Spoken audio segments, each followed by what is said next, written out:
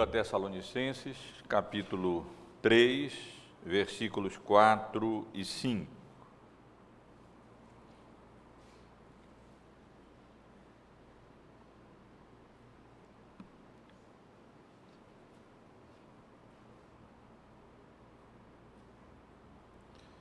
Nós também temos confiança em vós no Senhor, de que não só estáis praticando as coisas que vos ordenamos, como também continuareis a fazê-las.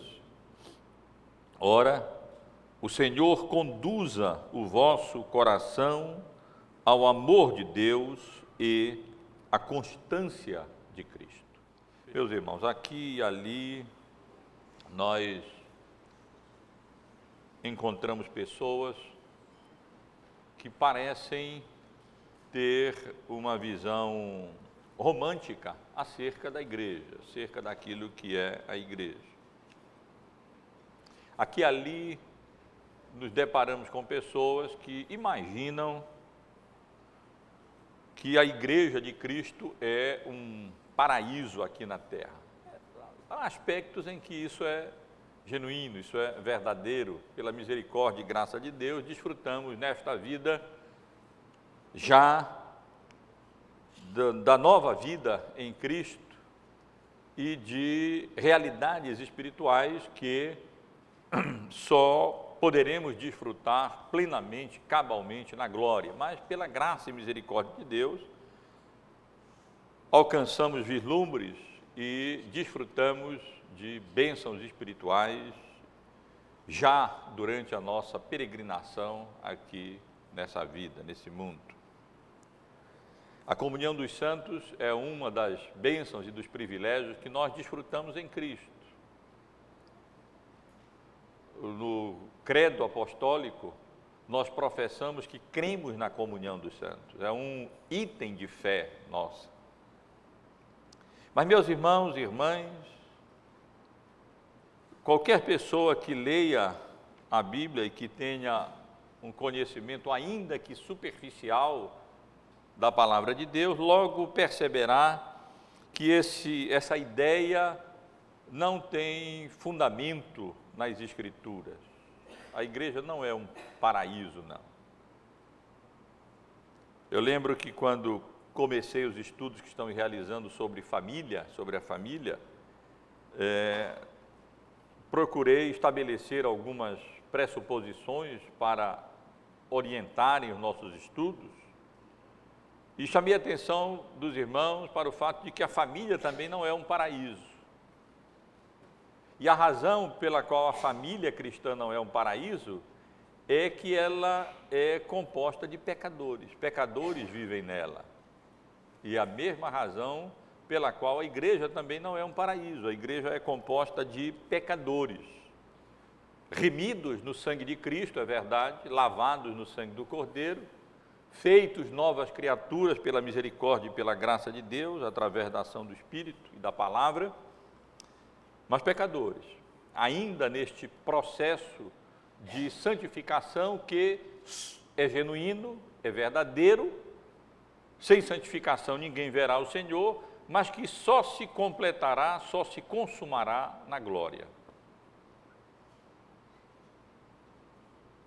E exatamente por isso, a igreja de Cristo não precisa ser apenas ensinada, ela precisa ser ensinada, isso é básico, é essencial, é fundamental, mas não apenas isso, ela precisa ser orientada, aconselhada, precisa ser encorajada, precisa ser animada para perseverar, para ir avante, precisa ser confortada, consolada em meio às aflições e às atribulações que esse mundo pecaminoso, o diabo e a nossa própria natureza trazem sobre nós, mas também precisa ser disciplinada, precisa ser corrigida. E essa frequentemente, meus irmãos, é a parte mais difícil do nosso ofício pastoral. E eu diria até uma das partes mais difíceis, ou a parte mais difícil nossa como membros, porque a disciplina eclesiástica, como estaremos considerando nos próximos domingos,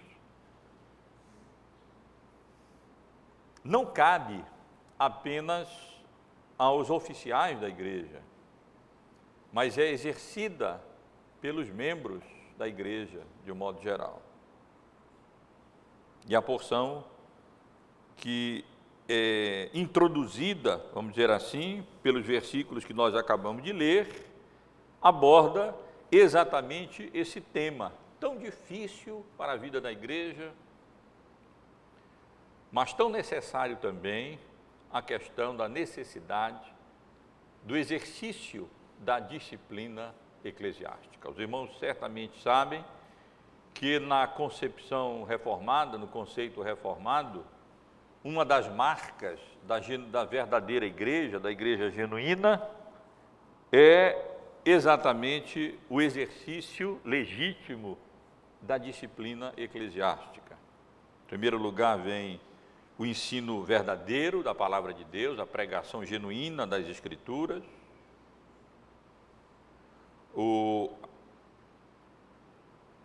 a participação, ministração e participação correta na ceia, como um dos itens do culto a Deus. O culto tem que ser genuíno, mas também é preciso que haja o exercício correto da disciplina eclesiástica, porque somos pecadores, erramos, falhamos, e quando nós pecamos de forma externa, a reputação da igreja é colocada em xeque. O próprio bem nosso próprio bem, para o nosso próprio bem, nós precisamos ser disciplinados. E, portanto, o exercício da disciplina é uma necessidade essencial, fundamental, básica para a vida da igreja. Os irmãos têm acompanhado essa exposição, que com a graça de Deus já estamos nos aproximando do final, tanto da primeira carta aos Tessalonicenses, como agora da segunda carta aos Tessalonicenses, e conhecem bem o contexto geral dessa segunda carta. Os irmãos lembram, e eu já chamei a atenção para isso, que a igreja de Tessalônica enfrentava 3 grandes problemas. E o apóstolo Paulo escreve essa segunda carta para abordar e, com a graça de Deus, solucionar esses 3 problemas que a igreja enfrentava. E ele aborda esses problemas em cada um desses 3 capítulos da sua carta. No primeiro capítulo, Paulo aborda o problema da perseguição que a igreja vinha enfrentando, e ali encoraja, conforta aqueles irmãos. No segundo capítulo, o apóstolo Paulo aborda o problema dos falsos ensinos que estavam ocorrendo ali na igreja acerca do momento da iminência da vinda do nosso Senhor Jesus Cristo em glória. E no terceiro capítulo, o apóstolo Paulo aborda o terceiro problema, o fato de que havia na igreja de Tessalônica irmãos que estavam andando desordenadamente, no sentido de que estavam se recusando a trabalhar, a serem diligentes nos seus ofícios, nas suas funções, nas suas vocações, talvez por causa da ideia equivocada de que Jesus estava chegando. E se estava chegando, de maneira fanática, eles chegaram à conclusão de que podiam largar tudo e então aguardar ali a vinda iminente do Senhor Jesus, e acabavam se tornando um peso para a igreja, porque se eles não trabalhavam, outros tinham que trabalhar para que eles pudessem comer.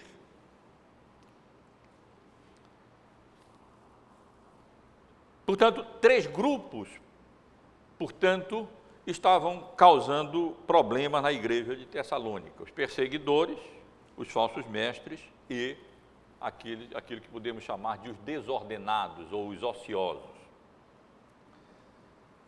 E nesse capítulo 3, o apóstolo Paulo vai abordar exatamente essa última questão, esse último problema, esse terceiro grupo que vinha causando dificuldades e conturbação à igreja de Tessalônica, os desordenados, isto é, aqueles que estavam se recusando a trabalhar. Paulo vai fazer isso, meus irmãos, por favor, mantenham a Bíblia aberta nesse capítulo 3, mais especificamente a partir do versículo 6.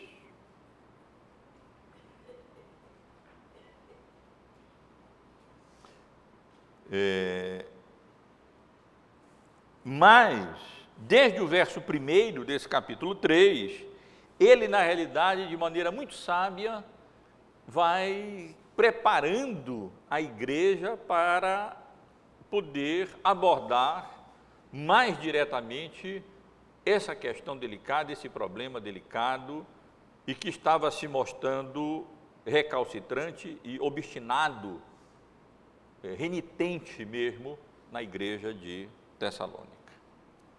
Irmãos, lembram como nos versículos 3 a 4, que nós, versos 1 a 3 do capítulo 3, que nós estivemos considerando aqui no domingo passado, o apóstolo Paulo pede que a igreja ore por ele, interceda por ele a Deus.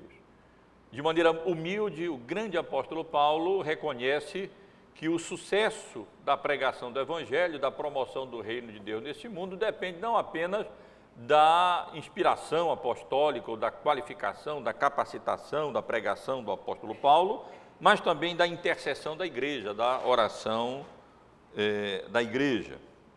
Vimos aqui a sua oração nos versículos 1 e 2, no sentido de que o Senhor, que pela graça de Deus, a palavra do Senhor corresse, avançasse como um atleta no estádio, que Deus os livrasse dos homens maus e perversos que vinham fazendo de tudo para impedir o bom avanço, célere avanço do Evangelho.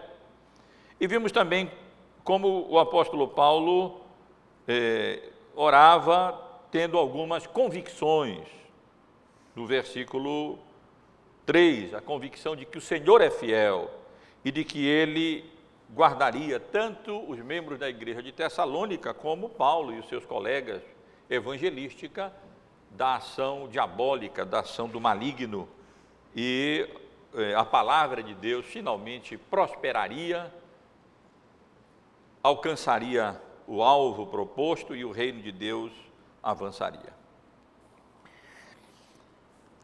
Já nesses versículos, irmãos, que temos diante de nós, o apóstolo Paulo vai lançar os fundamentos para que ele possa, de fato, abordar de maneira correta, de maneira adequada, a questão, o problema que ele vai abordar no contexto posterior.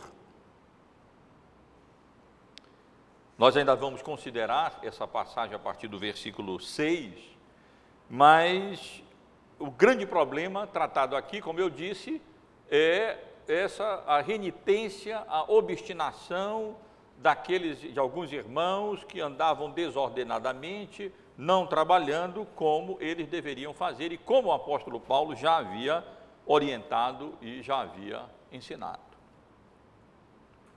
E ele vai fazer isso, por favor, observem a partir do versículo 6, primeiro ordenando a maioria da igreja, que não vinha procedendo desordenadamente, mas Paulo se orgulhava da maneira como a maioria dos membros da igreja procedia. Paulo então ordena que a maioria daqueles irmãos se apartassem daqueles que andavam desordenadamente, para que eles, envergonhados, reconsiderassem a maneira como eles estavam agindo na igreja. Por isso eu mencionei no início que o exercício da disciplina eclesiástica não é apenas através dos oficiais da igreja, mas da própria igreja, que, como nós teremos a oportunidade de considerar, quando conhece, sabe que alguns irmãos andam de maneira desordenada, de maneira inconsistente com a vontade de Deus revelada na sua palavra, isso de forma obstinada, legitimamente os deixa de lado, se afasta deles, para que eles se envergonhem e então se corrijam. Depois então, o apóstolo Paulo lembra a igreja de um princípio que ele havia estabelecido na igreja. Veja só, desde o início daquela obra evangelística, o problema já existia ali. Esse problema já existia ali. No versículo 10, quando Paulo lembra esse princípio, que ele diz que quando ainda convosco vos ordenamos, isto é, se alguém não quer trabalhar, também não coma. Paulo aqui é firme.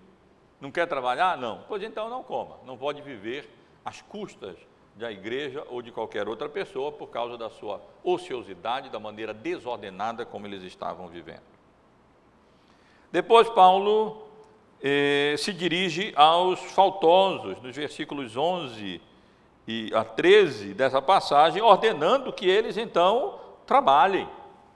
E se dirige à maioria da igreja, que contrastava-se com esses que vinham andando em falta, ordenando que eles não se cansassem de fazer o bem, permanecessem, progredissem em fazer o bem. E finalmente Paulo então se dirige à maioria da igreja e ordena acerca dos obstinados, nos versículos 14 e no versículo 15, novamente, que eles não se associassem com eles, se eles se separassem dele. Mas isso não significa que deveriam tratá-los como inimigos. Mas nós teremos a oportunidade de considerar de maneira mais detalhada essas instruções apostólicas acerca do exercício necessário e imprescindível da disciplina eclesiástica, isto é, no contexto da igreja. Os versículos que nós lemos, irmãos, 4 e 5, eles podem ser considerados como uma passagem de transição.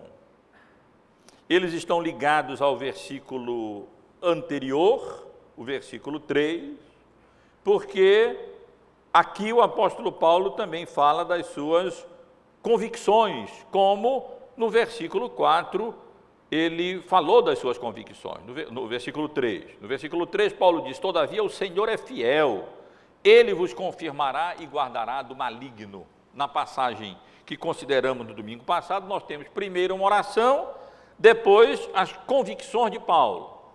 Na passagem que nós temos agora, os versos 4 e 5, primeiro nós temos as convicções de Paulo e depois uma oração de novo, pela igreja, no versículo 5.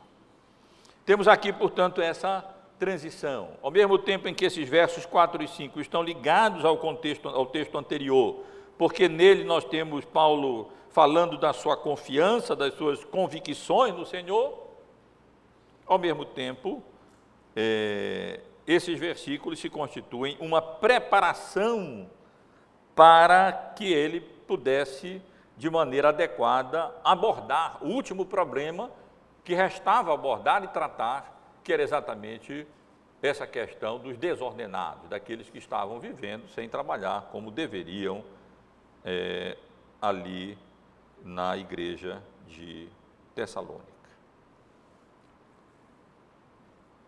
Temos aqui, portanto, instruções preliminares, vamos dizer assim. Se tivéssemos que dar um tema a essa mensagem, poderíamos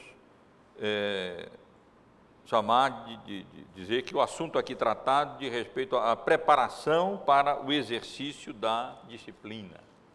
Paulo vai aqui exatamente preparar a igreja para que a partir do versículo 6 ele possa se dirigir de forma mais direta e de forma mais direta tratar e abordar esse problema que ali estava existindo na igreja.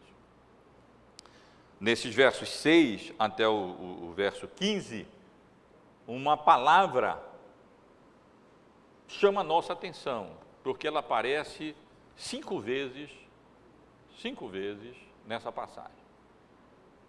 O que faz com que alguns intérpretes bíblicos digam que aqui nós ouvimos como que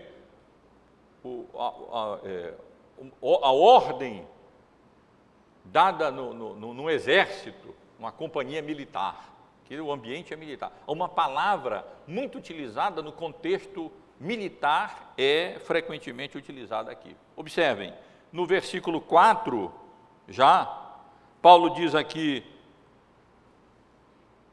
nós também temos confiança em vós no Senhor, de que não só estáis praticando as coisas que vos ordenamos, essa é a palavra, ordenamos, como também continuareis a fazê-la.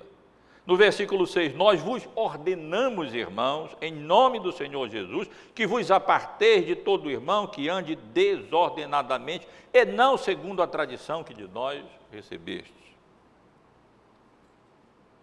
No versículo 10, porque quando ainda convosco vos ordenamos isto, se alguém não quer trabalhar, também não coma. No versículo 12, a elas, porém, determinamos, isto é, ordenamos e exortamos no Senhor que, trabalhando, tranquilamente comam o seu próprio pão. E no verso 14, uma palavra que não é a mesma, mas é o outro lado dessa ordem, que é a obediência. Caso alguém não preste obediência à nossa palavra, dada por esta epístola, notai-o, nem vos associeis com eles, para que fique envergonhado. Mesmo apóstolo Paulo, que gentilmente chama de oração, mostra o seu amor pela igreja, a sua gratidão pelo reconhecimento dos dons espirituais, das bênçãos que Deus concedia àqueles irmãos, que reconhecia que a igreja, de modo geral, havia recebido a palavra de Deus com alegria, posto que em meio ao sofrimento, e havia recebido a sua pregação não como palavra de homens, mas como em verdade era palavra de Deus. Paulo, que mostra a sua alegria e o seu regozijo pelo avanço do evangelho, pelo progresso da igreja de Tessalônica, e que pede as orações daqueles irmãos por eles, quando necessário, ordena, com autoridade não apenas apostólica, mas com a autoridade que ele tinha da parte de Deus, como ele faz aqui. Ele exige, ele ordena, com a autoridade que Cristo lhe havia concedido, que a igreja procedesse de tal maneira com relação àqueles faltosos que ali insistiam obstinadamente em permanecer no erro. Mas, meus irmãos, vamos considerar esses versos que temos aqui diante de nós, esses versos 4 e 5, que são, como eu disse, uma preparação para a disciplina dos desobedientes, dos desordenados, ou, se quisermos colocar de outra maneira, os pré-requisitos para o exercício da disciplina eclesiástica. Antes de ordenar, antes de comandar, antes de determinar, antes de exigir obediência à palavra de Deus, à vontade de Deus, o apóstolo Paulo escreve essas palavras que nós acabamos de ler. Nós também temos confiança em vós no Senhor, de que não só estáis praticando as coisas que vos ordenamos, como também continuareis a fazê-las. Ora, o Senhor conduza o vosso coração ao amor de Deus e à constância de Cristo. Temos aqui, portanto, como já indiquei, primeiro, a confiança de Paulo, no verso 4, acerca da igreja de Tessalônica, de um modo geral. E, no versículo 5, mais uma oração, desejo de Paulo, entre várias que nós encontramos nas cartas escritas aos Tessalonicenses. Chamo a atenção dos irmãos, em primeiro lugar, para o versículo 4, aonde o apóstolo Paulo, antes de entrar nessa questão da disciplina propriamente dita, como um preparo para isso, ele estabelece a sua confiança na igreja de Tessalônica. Nós também temos confiança acerca de vós no Senhor, de que não só estáis praticando as coisas que vos ordenamos, como também continuareis a fazê-las. Evidentemente que o apóstolo Paulo, essas palavras de Paulo aqui não se aplicam aos desordenados, elas não se aplicam àquele pequeno grupo de membros na igreja que não estavam andando de maneira obediente, pelo contrário, estavam andando de forma desobediente à vontade de Deus e à palavra de Deus, pela instrumentalidade da orientação, da instrução apostólica. Paulo está se referindo aqui à igreja de modo geral. É sempre bom fazermos essa distinção. Na igreja, não existe igreja que não tenha uma periferia, não existe igreja que não seja composta por um núcleo de crentes obedientes, de crentes tementes a Deus, de crentes assíduos, de crentes fiéis, participativos, e uma periferia de crentes não tão participativos, não tão assíduos, não tão fiéis. E o Senhor, e Deus nos chamou para pastorear essa igreja como um todo. Eu aprendi isso através de um irmão, um amigo muito querido, muito habilidoso, muito capaz, que eu admiro muito, respeito muito, e pastoreia em outro estado, não pastoreia aqui.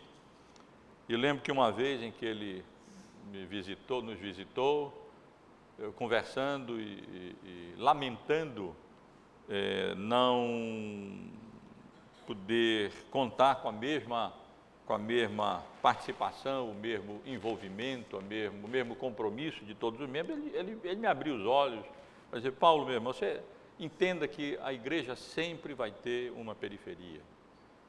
Isso é comum, isso é normal. Nesse mundo de pecado, você nunca vai ter uma igreja completa, perfeita, composta apenas desse núcleo que todos nós desejaríamos de ter e de pastorear. Toda igreja tem desordenados, tem aqueles que andam não de conformidade com o padrão estabelecido, com a norma, com aquilo que o apóstolo Paulo chama aqui de tradição apostólica, tradição que a igreja havia recebido verbalmente quando ele ali esteve, ou por escrito através das suas cartas, mas toda igreja terá pessoas que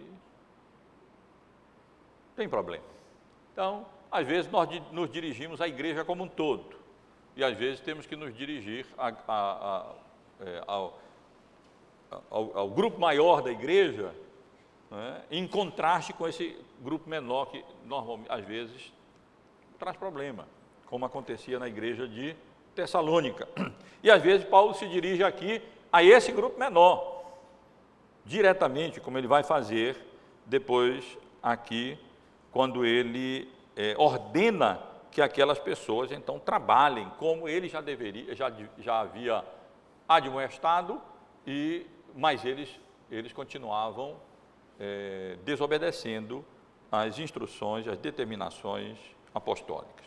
Mas eu digo isso para chamar atenção para o fato, deixa claro que quando o apóstolo Paulo diz no versículo 4, nós também temos confiança em vós no Senhor, de que não só estáis praticando as coisas que vos ordenamos, como também continuareis a fazê-las. Paulo não está sendo hipócrita, não. Ele está sendo genuíno, ele está sendo verdadeiro. Ele está se referindo à igreja como um todo. E a igreja em geral, a igreja como um todo, tinha tantos aspectos positivos e vinha demonstrando disposição e determinação para obedecer às instruções, os ensinos, as orientações, as admoestações do apóstolo Paulo, que ele legitimamente podia dizer isso. Temos confiança em vocês, que vocês estão obedecendo e vão continuar obedecendo. Eles haviam, como eu já chamei a atenção, recebido, acolhido a palavra pregada, não como palavra de homens, e sim como em verdade é palavra de Deus, a qual com efeito está operando eficazmente em vós os que credes. A palavra pregada de Paulo, que era a palavra de Deus, a pregação da palavra, quando genuína e quando reflete a palavra escrita, é palavra de Deus, vinha operando eficazmente na igreja de Tessalônica. Os irmãos devem lembrar como o apóstolo Paulo se recordava com alegria da abnegação, do amor daqueles irmãos, da operosidade da fé daqueles irmãos e da firmeza da esperança que eles demonstravam em Cristo. A igreja como um todo vinha crescendo, a palavra de Deus vinha sendo promovida, vinha avançando, que essa é a oração do apóstolo Paulo no início desse capítulo, que consideramos no domingo passado. Paulo se alegrava por isso, orava por isso.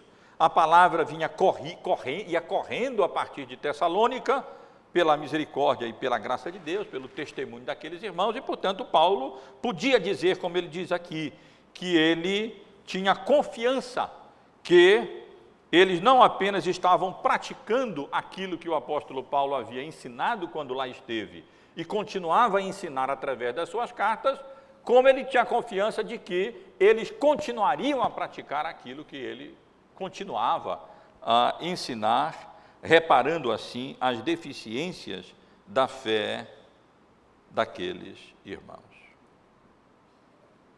Mas, meus irmãos, observe que tem uma palavrinha aqui no versículo 4, que na realidade, se não fosse ela, seria presunção de Paulo, ou seria romantismo dele, esperar que a igreja, ainda que de modo geral, continuaria a praticar o ensino que ele pregava e ensinava. Estava praticando e continuaria a praticar e a obedecer. Nós somos pecadores, ai do homem que confia no homem. Nós conhecemos a nossa natureza, nós sabemos que somos pó, nós sabemos a enorme dificuldade que temos para levar o nosso pensamento cativo à obediência de Cristo, para não sermos ouvintes negligentes, mas operosos praticantes. Sabemos o quão inclinados nós somos para o desvio, para a rebeldia, para a desobediência. Mas quando Paulo diz que tinha confiança que aqueles irmãos não só estavam praticando as coisas que ele havia ordenado e continuava ordenando, mas continuariam a fazê-las, Paulo acrescenta que essa confiança que ele tinha neles era no Senhor. Nós também temos confiança em vós no Senhor. Isto é, a confiança de Paulo não estava fundamentada ou alicerçada na boa vontade daqueles pecadores, membros da igreja de Tessalônica, como pecadores somos nós, membros dessa igreja e pastores dessa igreja também. A confiança de Paulo residia no fato de que ele sabia que pelo menos a maioria daqueles membros da igreja de Tessalônica eram crentes genuínos, sinceros, verdadeiros. E, portanto, eles se encontravam em Cristo, eles se encontravam no Senhor. Eles estavam unidos com Cristo. Ele sabia que, portanto, podia ter confiança neles, porque a nossa obediência depende de Cristo, se fundamenta em Cristo, se alicerça em Cristo. Aqui temos o reconhecimento implícito da autoridade do Senhor Jesus, da suficiência da obra de Cristo, da fidelidade do Senhor para conosco, de modo que Paulo podia ter confiança que aquele que havia começado boa obra na igreja de Tessalônica, no coração dos membros daquela igreja, continuaria aquela boa obra para a honra e para a glória de Deus. Isto é, meus irmãos, a confiança de Paulo não era confiança nos membros da igreja de Tessalônica, era confiança em Cristo no que diz respeito aos membros da igreja de Tessalônica. Repito, a razão é simples, ele sabe que aqueles irmãos eram pecadores. Paulo conhecia isso perfeitamente bem. Compreendeu como poucos compreenderam a profundidade da corrupção do nosso próprio coração. Mas ele tinha confiança em Cristo, ele sabia que só com a graça e com o poder do Senhor, de Cristo, aqueles que estão unidos a Ele podem ser submissos a Ele e podem resolutamente, determinadamente, de maneira determinada, perseverar fiéis, obedientes, submissos, praticando aquilo que o Senhor mesmo nos ensina mediante a sua palavra e os seus ministros que nos pregam e anunciam a palavra do Senhor. Então, meus irmãos, essa era a confiança que o apóstolo Paulo estabelece. E ele faz isso muito bem. Antes dele, de maneira determinada e firme, ordenar, façam isso, façam aquilo, como um coronel determinar que assim fosse feito, e ele podia fazer isso em Cristo, ele tinha autoridade para isso, ele havia sido comissionado para isso. E aquilo que ele ordenava representava a vontade revelada de Deus. Não era apenas palavra de homem, mas era como a igreja de Tessalônica havia reconhecido como um todo palavra de Deus. Mas antes de fazer isso, o apóstolo Paulo, de maneira muito política, mas no melhor dos sentidos, de maneira muito sábia, na realidade, esse é um termo melhor, ele deixa claro para os irmãos que ele tinha confiança que aquela boa obra começada prosperaria, que ele tinha confiança acerca da igreja como um todo, que eles estavam obedecendo, que eles estavam sinceramente procurando praticar, e eles continuariam sinceramente procurando obedecer e praticar aquilo que o apóstolo Paulo vinha ordenando, vinha determinando, vinha ensinando, como ele menciona já aqui no verso de número 4, as coisas que vos ordenamos, como também continuareis a fazê-la.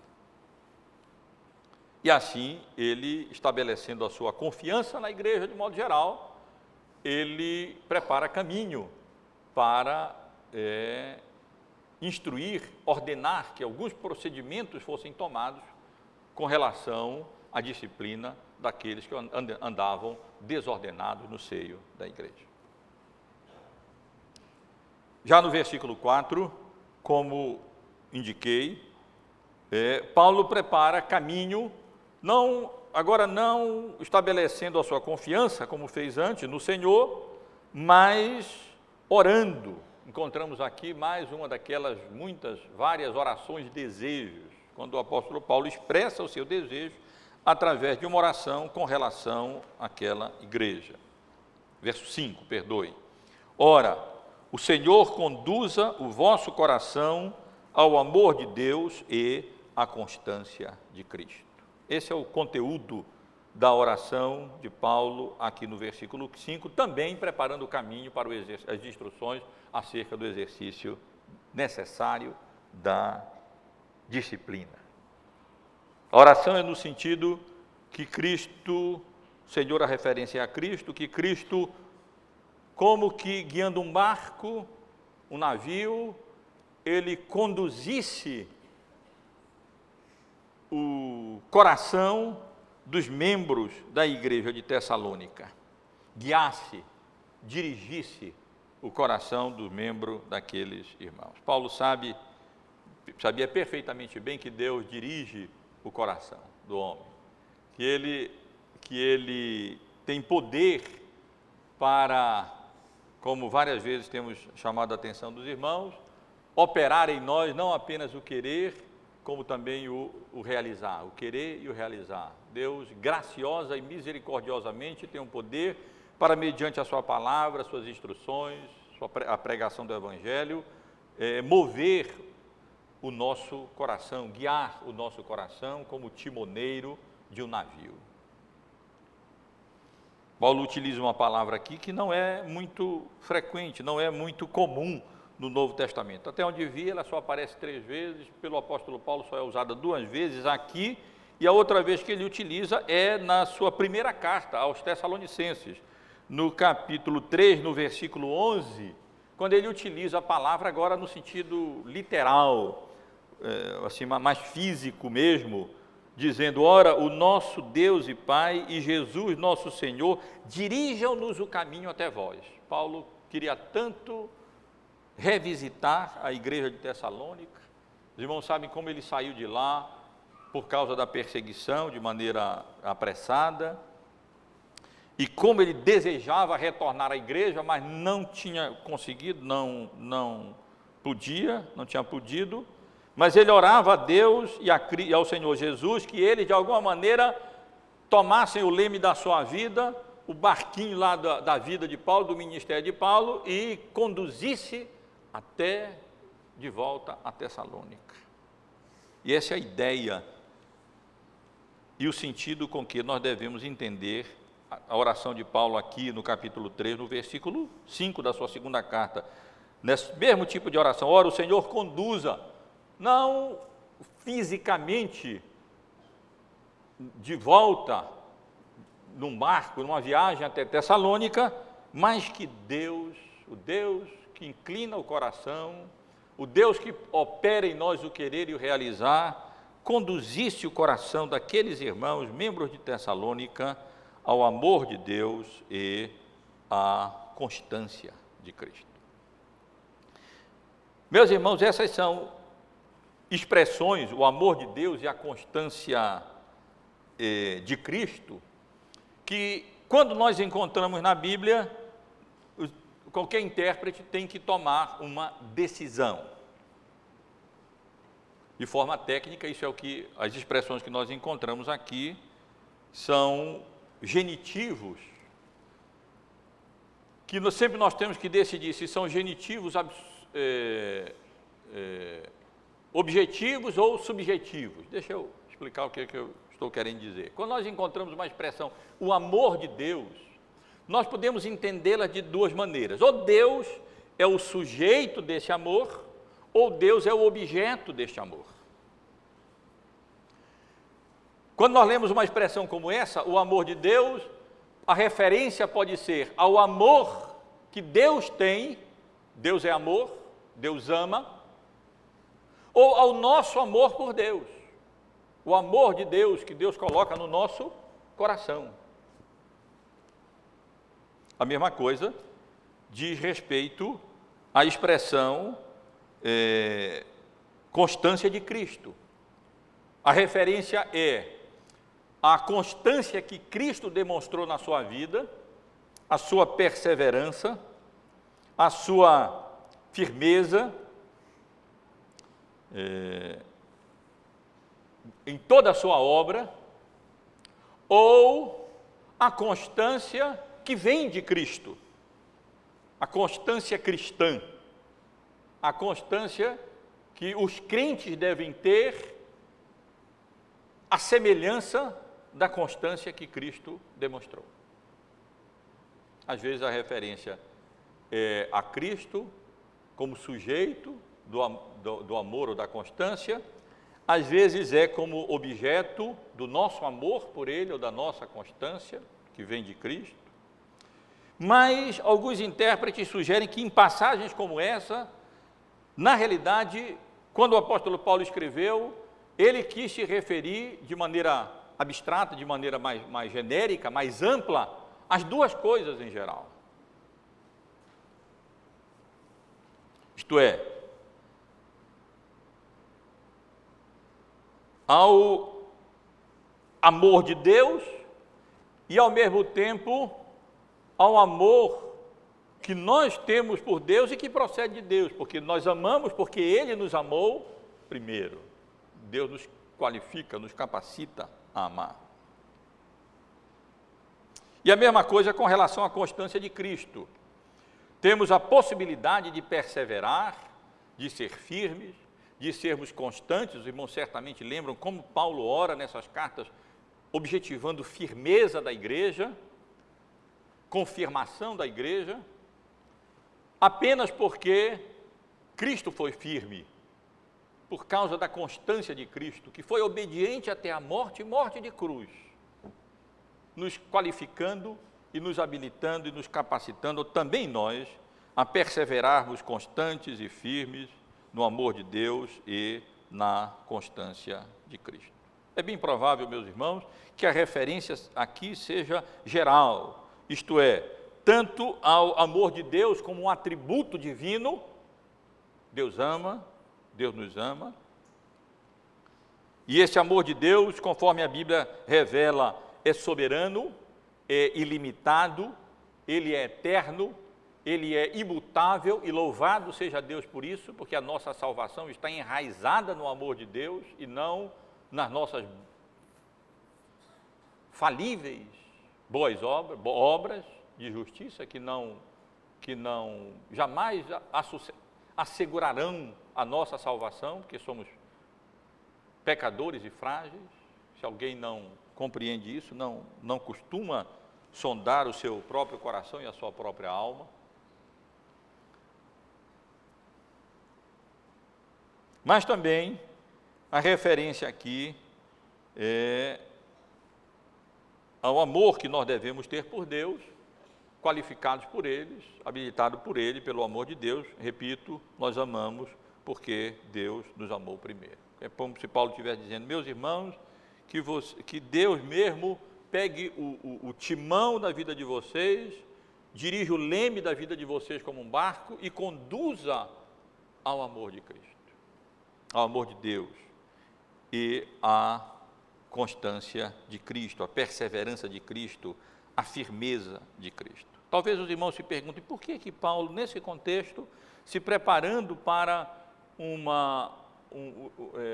para fornecer à igreja instruções com relação à disciplina cristã, ele que já havia estabelecido aqui a sua convicção, a sua confiança, no sentido de que o Senhor iria fazer com que aqueles irmãos continuassem obedecendo e praticando como eles vinham fazendo.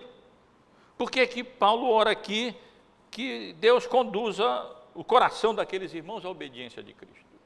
Se os irmãos lembrarem os estudos que temos feito na escola dominical, pela manhã, com relação à natureza bíblica do amor, provavelmente lembrarão que ainda no domingo passado eu estive aqui esclarecendo os irmãos acerca da diferença do conceito bíblico de amor dos inferiores para com os superiores e dos superiores para com os inferiores.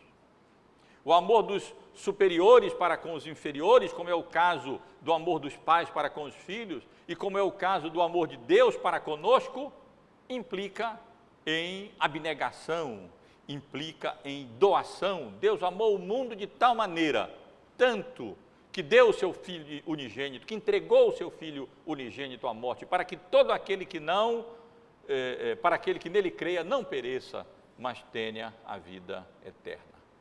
O amor de Deus, o amor de superiores para com os inferiores, implica em doação, implica em sacrifício. Mas o amor dos inferiores pelos superiores, como o amor do filho pelo pai, e como nosso amor por Deus, implica em obediência. Os pais demonstram o seu amor pelos filhos quando eles se doam, se sacrificam pelos seus filhos. Os filhos demonstram amor pelos seus pais quando eles honram, se submetem e obedecem a seus pais. Deus mostra o seu próprio amor para conosco, se sacrificando e entregando o seu Filho para literalmente ser sacrificado por amor de nós na cruz, como propiciação pelos nossos pecados. E nós devemos demonstrar o nosso amor a Deus obedecendo, sendo submissos a Ele. Na primeira carta de João, no capítulo 2, no versículo 5, nós lemos exatamente isso: aquele, entretanto, que guarda a sua palavra, nele verdadeiramente tem sido aperfeiçoado o amor de Deus.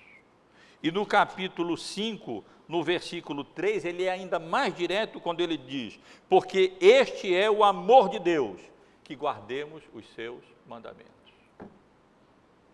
Isto é, essa é a definição de amor de Deus. Nisso consiste o amor de Deus, que guardemos os seus mandamentos. E aí eu penso que assim os irmãos podem compreender melhor por que o apóstolo Paulo aqui ora a Deus, no sentido de que ele tomasse o leme da vida daqueles irmãos e conduzisse a vida daqueles irmãos e o coração daqueles irmãos ao amor a Deus. Isto é, ao discernimento, à compreensão do grande amor que Deus manifestou por eles, enviando o seu Cristo, mas por outro lado, da necessidade que eles reflitam esse amor de Deus por eles, em termos de obediência e de submissão à vontade de Deus, revelada na sua palavra e determinada pelo apóstolo Paulo à igreja de Tessalônica. Paulo tem em vistas aqui, meus irmãos, nessa oração, exatamente a necessidade da igreja ser submissa, obedecer à palavra de Deus. Na realidade, outro tema marcante nesse capítulo 3, além da ordem, aqui tão repetida, desse elemento de comando, de ordem apostólica, a igreja obedecer, em virtude dessa questão disciplinar, um outro elemento que sobressai nesse capítulo é exatamente a palavra de Deus. Logo no início, no domingo passado, estivemos aqui considerando o anúncio da palavra, a promoção do reino, o avanço da palavra de Deus, a corrida da palavra de Deus, isto é, a obra missionária, a obra evangelizadora, o anúncio da pregação da palavra. Mas esse capítulo também enfatiza a necessidade da obediência à palavra na igreja. E é exatamente isso que o apóstolo Paulo tem em mente aqui. E é exatamente nesse sentido que ele quer preparar a igreja nesses versículos 4 e 5 para poder então no versículo 6 dizer: nós vos ordenamos, irmãos, em nome do Senhor Jesus, que vos aparteis de todo irmão que ande desordenadamente e não segundo a tradição que de nós recebestes. Tradição aqui, os irmãos já sabem, já esclareci, é a pregação não apenas de Paulo, mas a pregação apostólica de um modo geral, transmitida pelo apóstolo Paulo, equivale à vontade de Deus, à palavra de Deus, ao ensino apostólico. Para que a igreja pudesse receber bem essas determinações do grande comandante Paulo, das igrejas gentílicas, por ordenação de Deus, debaixo da autoridade de Cristo, ele sabiamente prepara caminho para isso, nesses versos, especialmente nesses versos 4 e 5, deixando claro que ele confiava na igreja. Ele confiava na igreja porque ele confiava em Cristo. E ele sabia que Jesus era Senhor da igreja, estava em operação na vida daqueles irmãos, e assim como eles vinham, de um modo geral, obedecendo, eles continuariam no caminho da desobediência, e não no caminho da obstinação, e não no caminho da rebeldia, não no caminho da desobediência, em que apenas alguns ali estavam andando. E por outro lado, ele prepara caminho, como vimos aqui, orando ao Senhor, que Deus mesmo habilitasse a igreja a isso. Que Deus mesmo, de maneira soberana, graciosa e poderosa, como só Ele age e pode agir, agisse no coração daqueles irmãos, preparando-os, habilitando-os, conduzindo-os à obediência de Cristo, ao amor de Deus, que implica em obediência à vontade revelada de Deus, e a perseverança, a constância, a firmeza que Cristo demonstrou exatamente nesse sentido, sendo obediente até a morte, morte de cruz. eles fossem obedientes, não até a morte, mas fossem obedientes à palavra ensinada, ordenada, comandada, pregada por aquele que Deus havia chamado e autorizado e comissionado para fazer isso, para o bem da igreja, para a promoção do reino de Deus e para o louvor, para a honra e para a glória do Senhor. Meus irmãos, eu quero concluir essa exposição desses 2 versículos apenas, desses pré-requisitos para a disciplina eclesiástica, ou dessa preparação para as instruções acerca da disciplina daqueles irmãos faltosos na igreja, extraindo daqui, apenas ressaltando daqui as lições que nós já estivemos ressaltando, chamando a atenção dos irmãos. Primeiro, o fato de que uma igreja, ainda que seja uma boa igreja, como era a igreja de Tessalônica, não necessita apenas de ensino, não necessita apenas de orientação, de aconselhamento, de encorajamento, de conforto, de consolo. A igreja precisa de tudo isso, e precisa muito de tudo isso. É imprescindível a instrução, o ensino, o aconselhamento, a orientação, o encorajamento na vida cristã, especialmente como acontecia ali na igreja de Tessalônica, e Paulo faz tudo isso. Ele instrui, ele ensina, ele encoraja a igreja em meio às perseguições, conforta a igreja, assegurando que o Senhor Jesus é o Senhor da história e que quando Ele se manifestar em glória, Ele retribuirá tribulação para aqueles que estavam atribulando a igreja e descanso para aqueles que vinham sendo atribulados. Mas, meus irmãos, a igreja não precisa só disso, a igreja precisa também de disciplina. Como eu disse, é a parte mais difícil. É mais difícil porque, no momento, a disciplina normalmente não é bem-vinda. Mas, como diz o autor da carta aos Hebreus, ela produz frutos de justiça. Normalmente é difícil para os nossos filhos receberem a disciplina. Os pais sabem disso. Mas ela é necessária para o bem deles. E na igreja também, a igreja também necessita de disciplina e precisa de disciplina.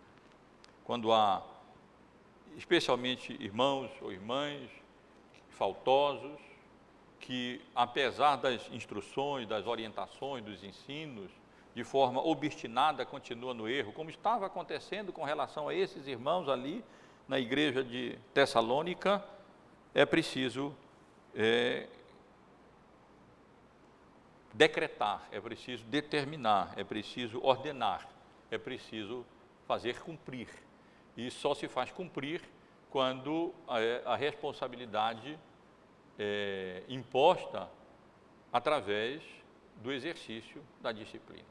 Nós sofremos tanto as consequências disso no nosso país, exatamente por causa da indisciplina, por causa da impunidade. Não é? Cada um faz o que quer, não há consequências, não há disciplina, e cada vez mais o caos se estabelece no nosso país em tantas áreas, em várias áreas, exatamente por falta de punição, por falta de disciplina.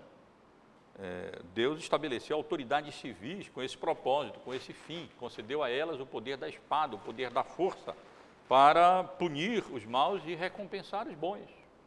E quando isso não é feito, isso que é o papel fundamental, básico, preliminar, essencial de uma sociedade, das autoridades de uma sociedade organizada, o risco é muito grande, as consequências sempre serão terríveis. E na vida da igreja não é diferente.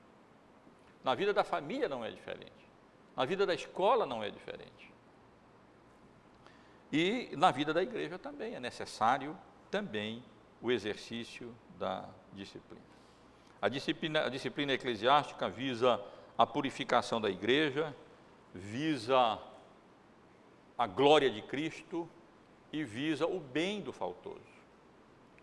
Ela visa a purificação da igreja porque, se não for exercida, essa periferia tende a crescer, o núcleo tende a diminuir e a igreja tende a se descaracterizar, a se afastar da vontade de Deus e finalmente se transformar em sinagoga de Satanás, e não em igreja de Cristo. Ela produz a glória de Cristo porque Cristo se alegra na realização da sua vontade, na obediência à sua vontade. E o bem do faltoso, porque nós precisamos ser corrigidos para o nosso próprio bem, para o nosso próprio bem. Quando uma orientação não basta, quando o ensino da pregação não é suficiente, quando o conselho não encontra resposta positiva, como aconteceu na igreja de Tessalônica, chega um momento em que o apóstolo Paulo tinha que tomar medida mais enérgica, e ele tomou para o bem da igreja e para o bem dos faltosos também, impondo um certo ostracismo eclesiástico àqueles irmãos, para que eles se envergonhassem, não para que eles fossem considerados como inimigos, mas para que eles se arrependessem e então passassem a agir, não de forma desordenada, mas segundo a instrução e o exemplo apostólico. Mas essa passagem nos ensina também que o exercício da disciplina eclesiástica pressupõe o reconhecimento da autoridade eclesiástica. É o que Paulo demonstra aqui. A convicção de que aqueles irmãos obedeceriam, praticariam, de que aqueles irmãos reconheciam a autoridade eclesiástica, sem o que não há como haver o exercício da disciplina na igreja. Ela pressupõe essa convicção que nós, como pastores, devemos ter acerca da igreja de modo geral, a certeza de que os irmãos querem ouvir, querem aprender, querem obedecer. E ainda que errem e precisem ser corrigidos e exortados, responderão positivamente a isso. Não porque nós tenhamos ou acalentemos visão romântica acerca da natureza dos irmãos, pecadora como a nossa também, mas porque a nossa confiança é no Senhor. O Senhor. Nós cremos que o Senhor é capaz de convencer o irmão e irmã quando erra, quando peca, ainda que inicialmente não reconheça, não aceita, mas a compreender a vontade de Deus e submeter de fato à vontade do Senhor. A disciplina pressupõe essa boa vontade geral, vamos dizer assim, essa submissão geral, esse reconhecimento da autoridade eclesiástica por parte da igreja como um todo, sem o que nós não temos como exercer esse ofício que Deus nos confiou. Mas ela visa também o reflexo, ou a imitação, o espelhamento do amor de Deus e da constância de Cristo na igreja.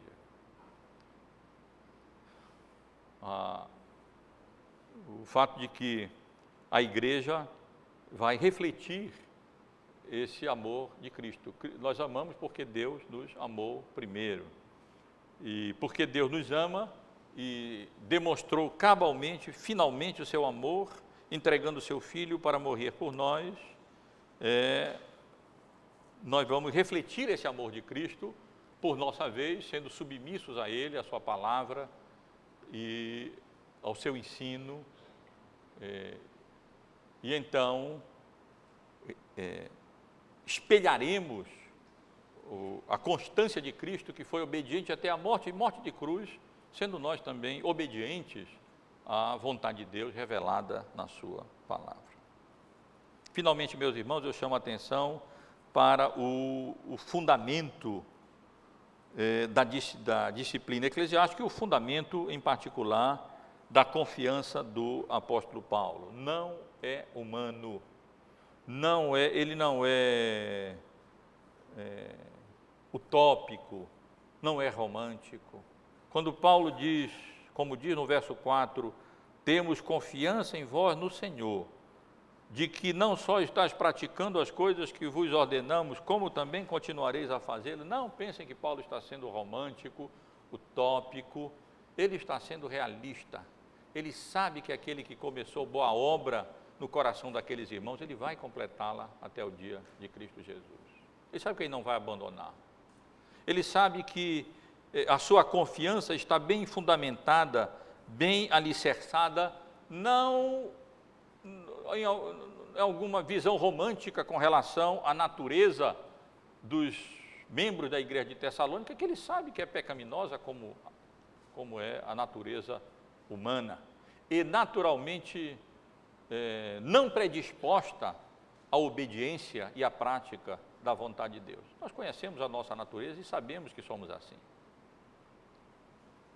Mas a confiança de Paulo estava no Senhor, estava fundamentada no amor de Deus, na graça do Senhor, no poder de Cristo, poderoso para fazer infinitamente mais do que pedimos ou pensamos, poderoso para convencer pecadores do seu pecado, poderoso para inclinar a vontade dos membros daquela igreja e conduzi-la como um navio ao amor de Cristo, ao amor de Deus, à obediência do Senhor, à perseverança de Cristo, que foi obediente até a morte de cruz, e então a obediência do Senhor.